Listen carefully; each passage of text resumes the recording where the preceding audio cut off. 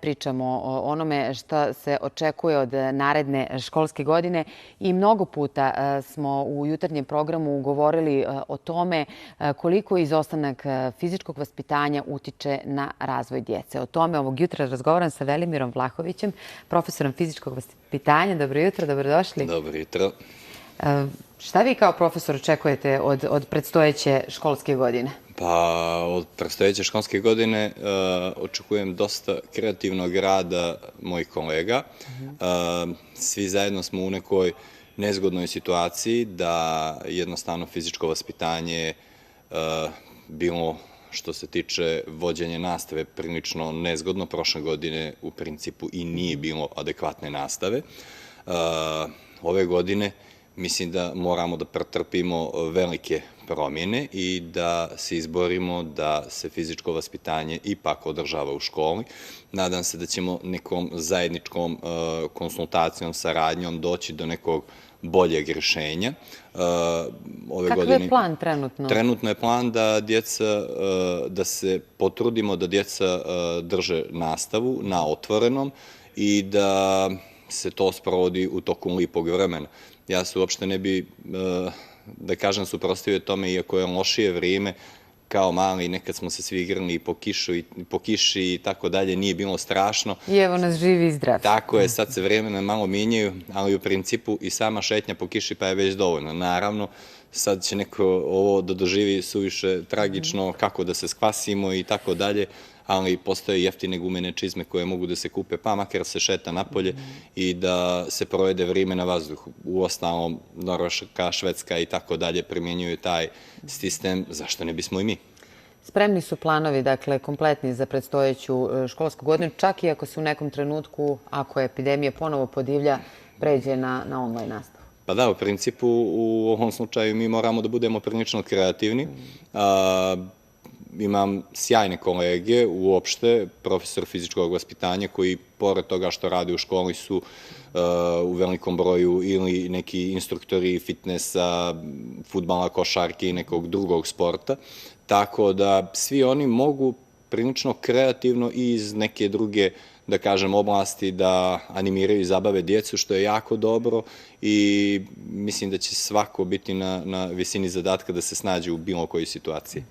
Gotovo 2 godine djeca nijesu normalno, u normalnim nekim uslovima radili fizičko. Koliko je to uticalo na njihov razvoj? Znam da dosta istražujete, pratite. Apsolutno. Sad možemo da gledamo i po svojoj djeci, da kažem. Jednostavno, ima svoje, da kažem, i prednosti i mane. Možda na ovaj način, s obzirom da je bilo zabranjeno kako fizičko vaspitanje, tako i redovan sport, djeca su možda više počela se bave nekim porodičnim aktivnostima, zajednička porodična igra i tako dalje, što u stvari mislim da je najkorisnije. Da djeca mogu da izađu u park i da se igraju kao nekad, jer svelo se na to ili fizičko vaspitanje, koje je u principu čak možda i nedovoljno zastupljeno, i to bude sve. Ako neko dijete ne trenira sport, to je jedina fizička aktivnost. Pa možete misliti sad, kad fizičko vaspitanje nije bilo dozvoljeno, šta je bilo sa tom djecom? Da, a koliko su djeca uopšte zainteresovane za fizičko vaspitanje? Pa različite, da kažem, sad zainteresovanost njihova, a možete misliti sad roditelji koji nisu dovoljno bili fizički aktivni, oni svoju djecu ne motivišu dovoljno. Pa možete misliti ta iduća generacija koliko će biti manje motivisana da i oni motivišu svoju djecu. Tako da je to veliki problem, borba s tehnologijom. Jednostavno, djeca više se ne igraju. Sport je jedna stvar, a igra je druga stvar. A njima je potrebna igra, pa kroz malo sporta. Iz Instituta za javno zdravlje su nekoliko puta upozoravali da je jedna od posljedica epidemije koronavirusa i gojaznost kod djece. Jeste li već negdje krenuli i počeli da primjećujete zapravo? S obzirom da nismo imali, da, primjećuje se kroz školu, imali smo prilike da vidimo, ali nismo bili u situaciji da vršimo neku analizu, barem ja nisam bio u toj situaciji. Naravno, djeca mogu sama da rade neku evidenciju.